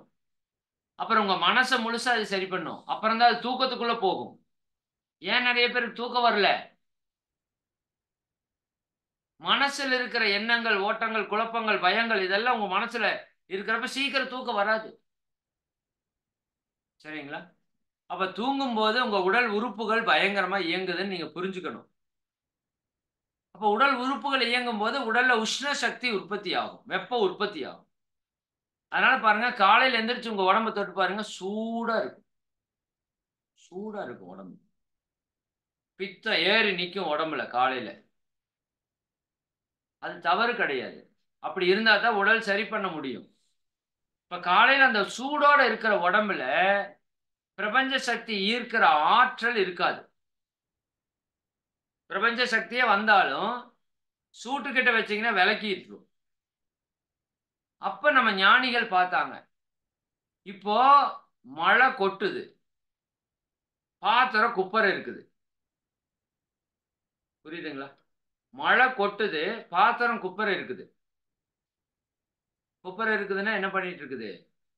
நாம தூங்கிட்டு இருக்கிறோம். பிரபஞ்ச சக்தி வருது, நாம தூங்கிட்டு இருக்கிறோம். அப்ப நம்ம எழணும், எந்திரிக்கணும். சரியாங்களா? எந்திரிச்சிட்டோம், பாத்திரத்துக்கு மேல ஒரு மூடி போட்டிருக்குது. அதுதான் உங்க உடல் வெப்பத்தன்மையோடு இருக்குது. பித்த ஏறி நிக்குது உடம்புல. அப்ப மூடி போட்டதுல மழை தண்ணி ஸ்டோர் ஆகாது. வெப்பம் இருக்கிற உடம்புல பிரபஞ்ச சக்தி இறங்காது. அப்ப இந்த மூடி என்ன பண்ணுது? அந்த தண்ணியை தள்ளுது. இப்ப மூடி எடுத்துட்டோம்னா தண்ணி நிரம்பிடும். வெப்பத்தை எடுத்துட்டீங்கன்னா பிரபஞ்ச சக்தி உங்களுக்குள்ள இறங்கிரும். சரி, எப்படிடா வெப்பத்தை எடுக்கிறது அப்படின்னு அவங்க யோசிச்சு கண்டுபிடிச்ச ஒரு மிகப்பெரிய ரகசியம் குளியல். என்னங்க? குளியல். அதுக்கு பேரு குளியல் அல்ல, குளிர்வித்தல். இனிமேல் குளியல்னே சொல்லாதீங்க. எதுக்கு போறேன்னா குளிர்விக்க போறேன்னு சொல்லுங்க. ஏன்னா இந்திய தேசம் ஒரு வெப்ப தேசம். இந்திய தேசம் ஒரு வெப்ப தேசம். வெயில் என்ன அடி அடிக்குதுன்னு பாத்தீங்களா இல்லையா? இது ஒரு வெப்ப தேசம். இந்த வெப்ப தேசத்துல உடம்பு தானாவே வெப்பமாகும். அப்ப இங்க உடம்ப நீங்க குளிர்ச்சி பண்ணீங்கன்னா உடல் ஆரோக்கியமாக இருக்கும். இதுதான் டெக்னிக். இதே அமெரிக்கா குளிர் தேசம். அங்க உடலை நீங்க வெப்பப்படுத்தினா அங்க உடல் ஆரோக்கியமாக இருக்கும். ரெண்டுலயும் மனுஷங்க தான் வாழ்றாங்க. நல்லா புரிஞ்சுக்கோங்க. புரியுதுங்களா? ரெண்டுலயும் மனுஷங்க தான் வாழ்றாங்க. இங்க நீங்க இளநீ குடிச்சா உடம்பு நல்லா இருக்கும். அவன் இளநீ குடிச்சா உடம்பு கெட்டு போயிடும். சரிங்களா? இங்க நீங்க வேஷ்டி ஷர்ட் போட்டீங்கன்னா உடம்பு நல்லா இருக்கும். அவன் வேஷ்டி ஷர்ட் போட்டா விரைச்சு போயிடுவான். புரியுதா நான் என்ன சொல்றேன்னு? அப்ப நாம வாழ்ற தேசம் வெப்ப தேசம். அப்ப வெப்ப தேசத்துல நீங்க உடம்ப குளிர்ச்சியா வச்சுக்கிறதுக்கான செயலை பண்ணணும். அப்ப உடம்பு ஆரோக்கியமா இருக்கும், மனசு அமைதியா இருக்கும். இன்னும் காலை நேரத்துல அந்த பித்தம் நமக்கு உடம்பு ஃபுல்லா இருக்கிறதால உடம்பு ஹீட்டா இருக்கும். ஹீட்டா இருக்கிற உடம்புல பிரபஞ்ச சக்தி இறங்காது. அப்ப மகான்கள் என்ன பண்ணாங்க? இந்த இறைவனை ஒட்டி எதை சொன்னாலும் இந்த மக்கள் செஞ்சிருவாங்க. எல்லாமே கடவுளை சொல்லி செய்ய வச்சதுதான். காலையில சும்மா எந்திரி உடம்பு நல்லா இருக்குன்னா எவனும் கேட்க மாட்டான். சும்மா எந்திரி மனசு நல்லா இருக்கும், உனக்கு ஆற்றல் வரும், நீ வாழ்க்கையில ஜெயிக்கலாம்னு சொன்னா யாரும் கேட்க மாட்டாங்க. அப்ப என்ன பண்ணுவாங்க? காலையில 4:30 மணிக்கு கோயிலு தர கடவுள்கிட்ட காலையில 4:30 மணிக்கு போய் கேளு, எது வேணாலும் நடக்குன்னா எல்லாரும் எந்திரிச்சு போயிட்டாங்க. அப்ப கடவுளை சொல்லி நம்மளை நல்வழிப்படுத்தினாங்க. அதுல நிறைய ரகசியங்கள் இருக்கு. புரியுதா இல்லைங்களா? அப்ப அதிகாலையில் எந்திரிச்சோன்னையும் பச்சை தண்ணீரிலே குளித்தால், அதைத்தான் நான் போன வகுப்புல சொன்னேன். பச்சை தண்ணீரிலே குளித்தால் என்ன நடக்குது அப்படின்னா, உங்க உடம்புல இருக்கிற பித்தம், இந்த வாதம் பித்தம் கபம்னு சொல்லுவாங்க சித்த மருத்துவத்துல, ரத்த ஓட்டம், வெப்ப ஓட்டம், காற்றோட்டம், இந்த மூணும் தாறுமாறா ஓடிட்டு இருக்கு உடம்புல. அப்ப யார் ஒருவர் அதிகாலையில் எழுந்து பச்சை தண்ணீரிலே குளிக்கிறாரோ அவருடைய உடலில் இருக்கின்ற தேவையற்ற வெப்பம் பித்தம் வெளியேறிவிடும். உடல்ல ரத்த ஓட்ட வெப்ப ஓட்ட காற்றோட்டம் சீராகிவிடும். உடலில் ஆரோக்கியம் பெருகும். உடல் குளிர்ச்சியாகும். உடல் குளிர்ச்சியாகும் போது பிரபஞ்ச சக்தி அபரிமிதமாக நிரம்பிவிடும். புரியுதுங்களா டெக்னிக் எப்படி வச்சிருக்காங்கன்னு? சரிங்களா? பாருங்க, காலையில கண்ணு எரியும். சும்மா சின்ன உதாரணம், நீங்க பண்ணதை நான் சொல்றேன். கண்ணு எரிச்சலா இருக்கும். எந்திரிச்சு போய் ஒரு பச்சை தண்ணி எடுத்து உங்க மூஞ்சியில கழுவி பாருங்க, வித்தின் செகண்ட்ல கண்ணெரிச்சல் போயிடும். உடம்பு அப்படியே டயர்டா இருக்கும். ஒரு குளியல் போட்டுவாங்க, டயர்டு போயிடும். ஏன்? எப்படி? இந்த நீர் இருக்கு பாத்தீங்களா? இந்த நீர், இது பிரபஞ்ச சக்தியில அபரிவிதமான சக்தி கொண்டது நீர். நான் நீரை பற்றி உங்களுக்கு அடுத்த வகுப்புல பேசுறேன். நீர் சாதாரண விஷயம் இல்ல. நீரின்றி அமையாது உலகன்னு வள்ளுவர் சொன்னார்னா சும்மாவல்ல சொல்லல. ஏன் பஞ்சபூதத்துல நீருக்கு அவ்வளவு பெரும் சிறப்பு? இந்த பிரபஞ்ச ஆற்றலை வாங்கி தேக்கி வைத்து நமக்கு கொடுக்கக்கூடிய ஆற்றல் நீருக்கு தான் இருக்கு. அபரிமிதமா இருக்கு. நம்ம உடம்புல 72% தண்ணிங்க. இது ஒன்னே போதும் நீரினுடைய ஆற்றல் எவ்வளவுன்னு புரிஞ்சுக்கிறதுக்கு. 72% தண்ணி, மிச்சம் 28% தான் நிலம், காற்று, நெருப்பு, விண்ணு எல்லாமே. உடம்புல மட்டும் இல்ல, இந்த பூமியிலேயே 72% தண்ணி. இப்ப தண்ணி எவ்வளவு இம்பார்ட்டன்ட் புரியுதா உங்களுக்கு? அப்ப இந்த பிரபஞ்ச சக்தியில அந்த தண்ணிக்கு அபரிமிதமான சக்தி இருக்கு, அந்த பிரபஞ்ச ஆற்றலை இழுத்து வைக்கிறதுக்கு. சரிங்களா? அப்ப அந்த தண்ணியில பிரபஞ்ச ஆற்றல் நிரம்பி இருக்குது. அப்ப காலையில அதிகாலையில 6 மணிக்கு முன்னாடி எந்திரிச்சு யார் பச்சை தண்ணியில குளிக்கிறானோ அவனுக்கு எக்காலத்திலும் நோய் வராது. இது ஆயுர்வேத சாஸ்திரம் சொல்லுது. இதைத்தான் நம்ம முன்னோர்கள் பண்ணிட்டு இருந்தாங்க. பாட்டி தாத்தா காத்தால எழுந்திரிச்சு பச்சை தண்ணியில் குளிச்சு கோயிலுக்கு போயிட்டு வந்தாங்க, வீட்டை கூட்டினாங்க, வாசல் தெளிச்சாங்க, கோலம் போட்டாங்க, எல்லா வேலையும் பண்ணாங்க. அவங்களுக்கு நோயே வரல. 100 வயசு சந்தோஷமா வாழ்ந்துட்டாங்க. இன்னைக்கு நாம நோய் வருவதற்கான அடிப்படை காரணம் திட்டமிட்டு, சும்மாவெல்லாம் கிடையாதுங்க. இவன் ஏன் இந்தியர்களுக்கு நோய் வரலன்னு பார்த்தான். இதுதான் காரணம்னு கண்டுபிடிச்சிட்டான். எல்லாரும் காலையில் நேரத்தில் எழுந்திரிச்சு கோயிலுக்கு போறேன், குளத்துக்கு போறேன்னு பச்சை தண்ணியில் குளிச்சுட்டு போறான். அவனுக்கு உடம்புல நோயே வரமாட்டேங்குது.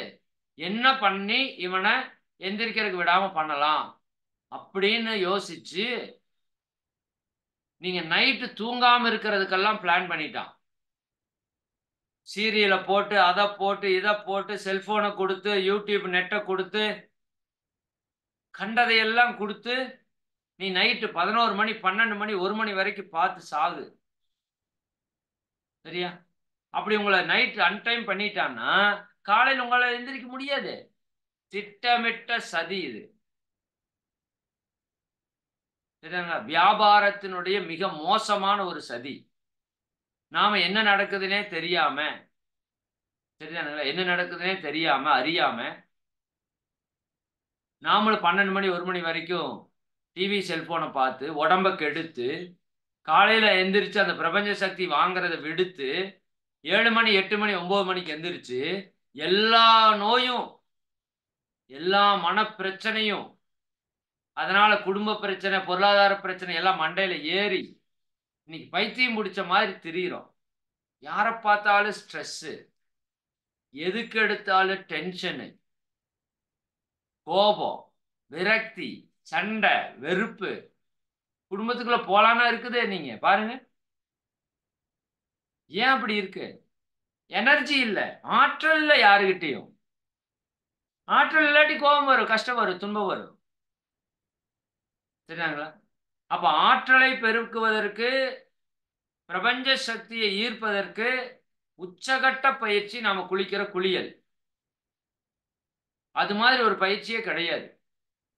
நீங்க ஏதோ குளிக்கிறதுன்னு இந்த உடம்புல சுத்தம் பண்றதுன்னு நினைச்சுக்காதீங்க. அப்படி என்ன நாம போய் சேத்துக்குள்ளேயே வேலை செஞ்சுட்டு வர்றோம்?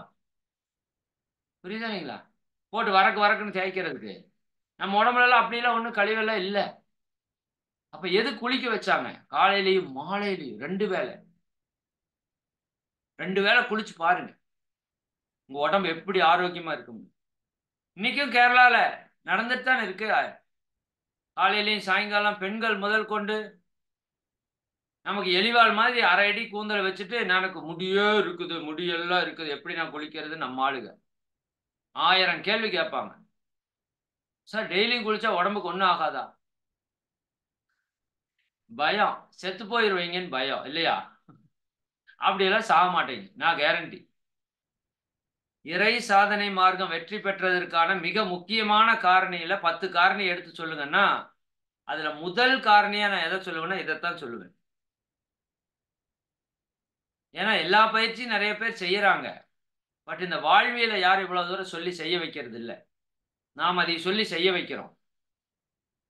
பிறந்ததிலிருந்து 40 வயசு 50 வயசு பச்சை தண்ணியிலே குளிக்காத ஆளு கூட நான் சொன்னதை கேட்டுட்டு அடுத்த நாள்ல இருந்து குளிச்சிருக்கிறாங்க. குளிச்சது மட்டும் இல்ல, அவங்க உடம்புல இருக்கிற நோயெல்லாம் போயிடுச்சுன்னாங்க.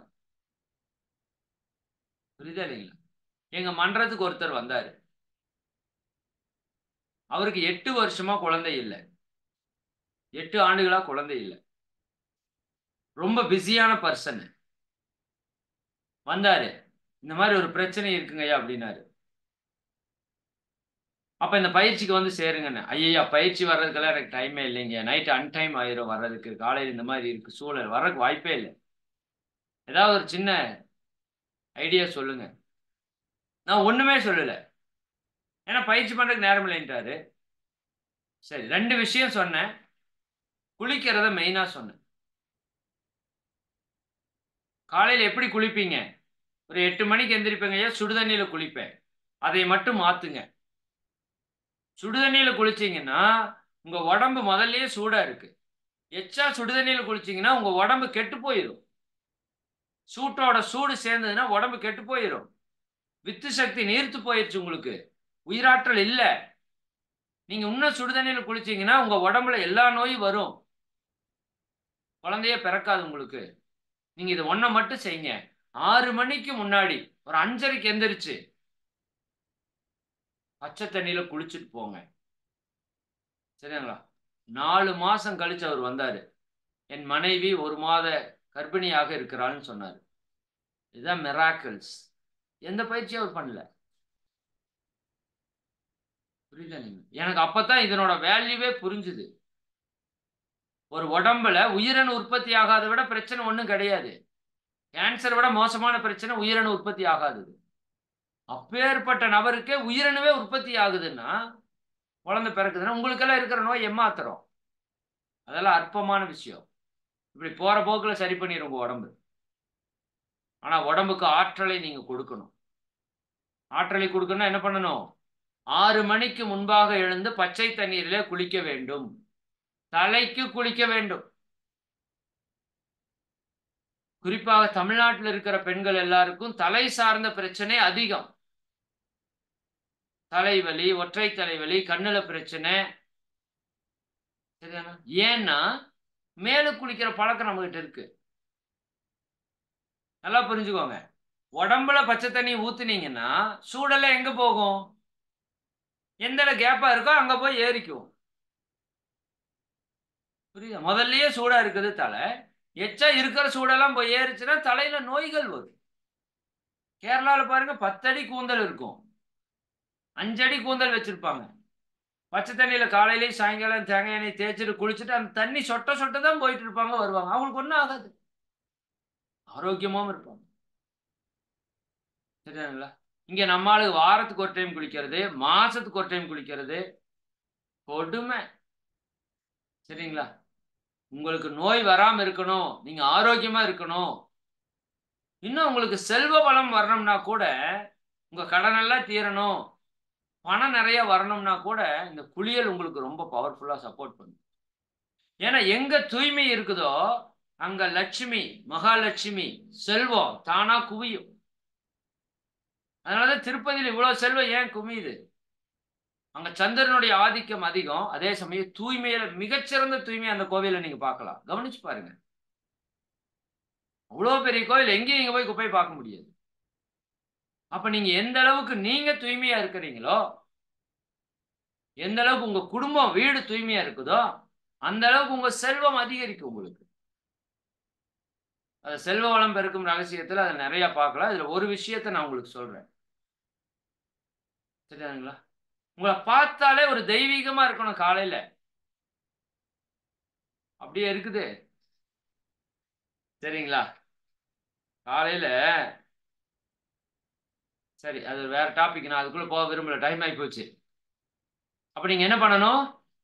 நாளை முதல் கொண்டு நீங்க எத்தனை மணிக்கு எந்திரிச்சிட்டு இருந்தாலும் எனக்கு பரவாயில்ல. சரிதானா? இங்க வர்றவங்க மேக்சிமம் 5 மணிக்கு 6 மணிக்கு எந்திரிக்கிறவங்களா தான் இருப்பீங்கன்னு நினைக்கிறோம். இருந்தாலும் ஒரு சிலர் தள்ளி எந்திரிச்சிருந்தாலும் நாளையிலிருந்து காலை எழுந்தவுடன் முதல் வேலை 1 டம்ளர் பச்சை தண்ணி குடிக்கணும். 1 டம்ளர் பச்சை தண்ணி காலையில் எழுந்த உடனே குடிக்க வேண்டும்.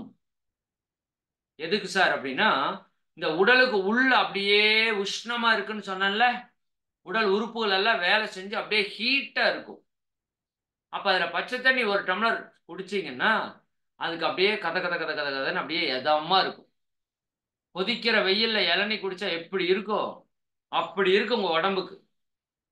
அப்ப அந்த உள்ள இருக்கிற வெப்பத்தை எல்லாம் நீங்க தண்ணி குடிச்சு அப்படியே குளிர்ச்சி ஆச்சுன்னா ஒரு 10 நிமிஷத்துல உடம்பு அப்படியே உள்பக்கம் எல்லாம் குளிர்ச்சி ஆயிடும். தண்ணி குடிச்சிட்டு அதுக்கப்புறம் டாய்லெட் கீது வருது, யூரின் கீது வருதுன்னா போய்க்கோங்க. இல்லை காலையில் எழுந்திரிச்சோன்னே யூரின் எல்லாருக்குமே கம்பல்சரி அர்ஜென்ட்டாக வரும். யூரின் போயிட்டு வந்துட்டு லைட்டாக பல்ல விளக்கிட்டு பச்சை தண்ணி 1 டம்ளர் குடிச்சிருங்க ஃபஸ்ட்டு.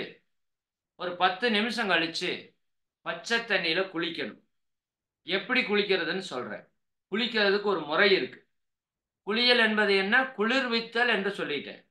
நம்ம உடம்பில் இருக்கிற பித்தத்தை வெளியேற்றுவதற்கு குளிர்வித்தல் குளியல். பச்சை தண்ணியில் தான் குளிக்கணும். முதல்ல கொஞ்சம் தண்ணி எடுத்துக்கணும் கையில். கொஞ்சம் இந்த உள்ளங்கையில் கொஞ்சம் தண்ணி எடுத்து நம்ம உச்சியில் வச்சுக்கணும். இந்த குளத்துல ஆத்துல எல்லாம் இறங்குற கால் வைக்கிறதுக்கு முன்னாடி கொஞ்சம் தண்ணி எடுத்து உச்சியில தெளிப்பாங்க, பார்த்துருக்கீங்களா? அதுக்கு இதுதான் காரணம். ஏன்னா கால்ல குளத்துக்குள்ள வச்சுட்டீங்கன்னா இந்த காலில் தண்ணி பட்ட உடனே அந்த இடம் சில்லுன்னு ஆயிரும். அங்க இருக்கிற ஹீட் அப்படியே உச்சிக்கு ஏறும். அப்போ உச்சி பாதிக்க கூடாது அப்படிங்கிறதுக்கு தான் கொஞ்சம் தண்ணி எடுத்து தலையில தெளிச்சோம். நீங்களும் குளிக்கிறப்போ கொஞ்சம் தண்ணி எடுத்து உச்சியில வச்சுக்கணும். உச்சி எப்போ சூடாகக்கூடாது. எடுத்த உடனே வச்சுட்டீங்களா? வச்சதுக்கு அப்புறம் ஒரு மக்குல தண்ணி எடுத்து காலில் இருந்து ஊத்திட்டே வரணும். காலில் இருந்து கணுக்கால், முழங்கால், தொடைப்பகுதி, இடுப்பு பகுதி, அப்படி காலில் இருந்து கீழே இருந்து 2 கால்ல இருந்து அப்படியே ஊத்திட்டே வந்தீங்கன்னா இந்த கீழே இருக்கிற சூடு அப்படியே மேல மேல மேல மேல மேல மேல மேல மேல மேல வரும். அப்படியே உங்க கண்ணு வழியா, காது வழியா, மூக்கு வழியா, வாய் வழியா அந்த ஹீட் அப்படியே வெளியே போறதை நீங்க ஃபீல் பண்ணலாம். ஃபீல் பண்ணலாம், கவனிச்சு பண்ணீங்கன்னு. அப்போ உடம்புல இருக்கிற எல்லா உஷ்ணம் எங்க போயிடும்? வெளியே போயிடும். தலைக்கு ஊத்திட்டீங்கன்னா மொத்த வெப்பம் வெளியே போயிடும். அப்போ உங்க உடல் எப்படி ஆயிரும்? குளிர்ச்சி ஆயிரும். உடல் குளிர்ச்சி ஆயிடுச்சுன்னா என்ன ஆகும்? பிரபஞ்ச ஆற்றல் குபு குபு குபு குபு குபுன்னு உங்களுக்குள்ள இறங்கறக்க ஆரம்பிச்சு.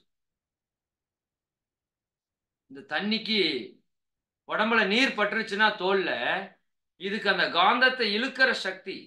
இப்ப தண்ணியில கரண்ட் ஷாக் ஆகுது இல்ல, அது மாதிரி கரண்ட் இழுக்குது இல்ல தண்ணி, அது மாதிரி இந்த தண்ணி அந்த பிரபஞ்ச கரண்ட்டையும் இழுத்துரும். சரிங்களா? அப்ப அந்த தண்ணி உங்க மேல ஊத்துன உடனேயும் தண்ணிக்குள்ளேயே பிரபஞ்ச ஆற்றல் அபரிவிதமா நிரம்பி இருக்கும் அதிகாலையில. அது ஒண்ணு. ரெண்டாவது, அந்த தண்ணி ஊத்துன உடனே அந்த பிரபஞ்ச காந்தம் அபரிவிதமா உங்களுக்குள்ள இறங்குறதுக்கு ஆரம்பிச்சிடும். அப்படி இறங்கிருச்சுன்னா உங்க ஒரு ஒரு ஆயிரக்கணக்கான லட்சக்கணக்கான யூனிட் உங்க உடம்புல சார்ஜ் ஆயிடும். அந்த அன்னைக்கு ஃபுல்லா உங்களுக்கு உடல் ஆரோக்கியமா இருக்கும், மனசு அமைதியா இருக்கும். ஹோல் டே நீங்க நல்லா வேலை செஞ்சாலும் உடம்பு டயர்ட் ஆகாது, ஹாப்பியா இருப்பீங்க, எல்லா பிரச்சனையும் சால்வ் பண்ணுவீங்க, டென்ஷன் ஆக மாட்டீங்க. கவனிச்சு பாருங்க, நான் சொல்றேனே நம்பாதீங்க, செஞ்சு பார்த்து உண்மைனா ஒத்துக்கோங்க, இல்லாட்டி விட்டுருங்க. நான் சொல்றது எல்லாமே நீங்க ட்ரை பண்ணி பாருங்க, சரின்னா ஏத்துக்குங்க, இல்லாட்டி விட்டுருங்க. நான் அனுபவிச்சுட்டு இருக்கிறத சொல்றேன் உங்களுக்கு. நான் யாரோ சொன்னதை சொல்லல, நான் அனுபவிச்சுட்டு இருக்கிறத உங்களுக்கு ஷேர் பண்றேன். நேத்திக்கு முந்தா நேத்தெல்லாம் கிட்டத்தட்ட 4 மணி நேரம் தான் தூங்குனேன். புரியுதா இல்லைங்களா? யோகா டே, அதுக்கு முந்தின நாள் யோகா டே ப்ரோக்ராமு, சரியா 4 மணி நேரம் தான் தூக்கம். பட் உடம்பு அவ்வளோ எனர்ஜெட்டிக்கா இருக்கு. எப்படி இருக்கு? இந்த ப்ராசஸ் செய்யறது. புரியுதுங்களா? இப்போ இதுல ஏதாவது டவுட் இருக்கா உங்களுக்கு? காலில இருந்து அப்படியே தலை வரைக்கும் ஊற்றி குளிச்சுட்டீங்கன்னா உடம்புல இருக்கிற உஷ்ணமெல்லாம் வெளியே போயிடும், வெப்பமெல்லாம் வெளியே போயிடும். நீங்க இப்படி வெப்பம் வெளியே போச்சான்னு செக் பண்ணலாம்னா சின்ன ஒரு உதாரணம் சொல்றேன். நீங்க அப்படி குளிச்சுட்டு வெளியே வந்துட்டு பாத்ரூம் கதவை மறுபடியும் திறந்து பாருங்களேன், உள்ள அப்படியே அனல் அடிக்கும், அனல் அடிக்கும். எங்கிருந்து வந்தது அந்த வெப்பம்? உங்க உடம்புல இருந்து வெளியேறின வெப்பம். அத்தனை வெப்பம் உங்க உடம்புல இருக்குன்னு அர்த்தம். இதை ஒன்றை மட்டும் செய்யுங்க, உங்க உடல் ஆரோக்கியம், மன அமைதி, உங்க பிரச்சனையெல்லாம் தீர்ப்பதற்கான விஷயம் இதுக்குள்ள இருக்குது. இன்னும் நிறைய நுட்பம் இருக்கு, அதெல்லாம் நான் பின்னாடி வகுப்புல சொல்றேன். சரி, இப்படி குளிக்கிறவங்க பச்சை தண்ணியில தான் கண்டிப்பா குளிக்கணும், மாற்று கருத்தே கிடையாது. ரொம்ப சில்லுன்னு இருக்குது அப்படின்னா என்ன பண்ணலாம்? நைட்டே ஒரு குண்டால தண்ணி எடுத்து வச்சு காலையில் அந்த தண்ணி யூஸ் பண்ணலாம். இல்லை சார், அபரிவிதமா குளிரா இருக்குது, எனக்கு ரொம்ப குளிர் அடிக்குது அப்படின்னா என்ன பண்ணலாம்? விளாவி குளித்தல் அப்படின்னு ஒரு முறை இருக்கு. 1 லிட்டர் தண்ணியை நல்லா கொதிக்க வைக்கணும். நீங்க குளிக்கிறதுக்கு ஒரு 10-15 லிட்டர் தண்ணி எடுப்பீங்களா ஒரு குண்டால பெருசா, அதுல 1 லிட்டர் தண்ணியை நல்லா கொதிக்க வச்சுக்கணும். ஏன்னா கொதிக்கிற தண்ணி செத்த தண்ணி, பச்சை தண்ணி தான் உயிரோடு இருக்கிற தண்ணி. சரிங்களா? அப்ப கொஞ்சம் செத்த தண்ணிய நிறைய உயிரோடு இருக்கிற தண்ணியில கலக்குனீங்கன்னா இந்த மொத்த தண்ணியும் சாகாது, அதுல கொஞ்சம் உயிர் இருக்கும், அந்த குளிர்ச்சி மட்டும் போயிடும். இது விளாவி குளித்தல் முறைன்னு சொல்லுவாங்க. சரிங்களா? இது தேவைன்னா பயன்படுத்துங்க, ஆனா இது போகாதீங்க முடிஞ்ச வரைக்கும். ரொம்ப முடியல அப்படின்னா மட்டும் இதை பயன்படுத்துங்க, இல்லாட்டி அந்த மெத்தடுக்கு போக வேண்டாம். சரிங்களா? அதே போல நெகட்டிவா யோசிக்க கூடாது. பச்சை தண்ணியில் குளிச்சா சளி பிடிச்சிக்கோ, பச்சை தண்ணியில் குளிச்சா காய்ச்சல் வரும், பச்சை தண்ணியில் குளிச்சா எனக்கு ஒத்துக்காது, அப்படி எல்லாம் ஒன்றும் கிடையாது. புரியுதா இல்லைங்களா? அப்படி ஒத்துக்கலைனாலும் இந்த பச்சை தண்ணியில குளிச்சா என்ன பண்ணோம்னா இந்த பச்சை தண்ணி உங்க உடம்புக்குள்ள போய் ஆற்றலை கொடுத்து உள்ள இருக்கிற கழிவெல்லாம் வெளியே எடுக்கும். அதுதான் சளி பிடிக்கிறது, காய்ச்சல் வருது. அப்படி வந்தா பரவாயில்ல, அது ஒரு வாரத்துக்கு இருந்ததுன்னா சரியாயிரும். அதுக்கப்புறம் நீங்க மறுபடியும் குளிக்கிறதுக்கு ஆரம்பிச்சீங்கன்னா செட் ஆயிரும். அதனால கொஞ்சம் கவனமா பண்ணுங்க. ஒரே ஒரு கண்டிஷன், பெண்களுக்கு முடி நிறைய வச்சிருக்கிறவங்களுக்கு பச்சை தண்ணியில் குளிச்சுட்டு ஒரு 2 நிமிஷம் தவட்டிடணும். ஈரத்தலையோட சுத்தக்கூடாது. ஈரத்தலையோட சுத்தினீங்கன்னா தலைவலி வரும். புதுசா சுத்தினீங்கன்னா, ரொம்ப நாளா சுத்திட்டு இருந்தீங்கன்னா ஒன்றும் ஆகாது. எல்லாமே பழக்கம் தாங்க உங்க உடம்புக்கு. பயப்படாம செய்யுங்க.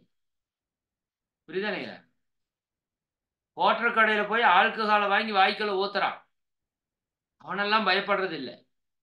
கண்ட மருந்து மாத்திரை கெமிக்கலை வாங்கி திங்கிறோம், அதுக்கெல்லாம் பயப்படுறது இல்லை. குளிக்கணும்னா நமக்கு ஒரு பயம். சரிதானுங்களா? மார்கழி மாதம் 30 நாள் நம்ம பெண்கள் குளிச்சுட்டு தான் இருந்தாங்க காலையில பச்சை தண்ணியில. ஆண்கள் ஐயப்பன் கோயில் சாமிக்கு மாலை போட்டா பெண்கள் குளிச்சுட்டு தான் சமைச்சாங்க. சாமிக்குன்னு சொன்னா செய்ய முடியுது, நமக்குன்னு சொன்னா செய்ய முடியல. புரியுதா இல்லைங்களா? நல்லா புரிஞ்சுக்கோங்க. பிரபஞ்ச சக்தியை ஈர்த்து உங்க ஆற்றலை பெருக்கி உங்க உடம்பு, மனது, வாழ்க்கையில் இருக்கிற எல்லா துன்பத்தையும் போக்குவதற்கான ஒரு அற்புதமான விஷயம் பச்சை தண்ணீரில் அதிகாலையிலே 6 மணிக்கு முன்பாக குளிப்பது. அந்த ஒற்றை பழக்கம் உங்க வாழ்க்கையில் இருக்கிற மொத்த பிரச்சனையும் மாற்றி அமைப்பதற்கு உதவும் என்று சொல்லி, அது இன்றிலிருந்து தொடங்குங்க. நிச்சயமா சிறப்பா செய்துட்டு வாங்க.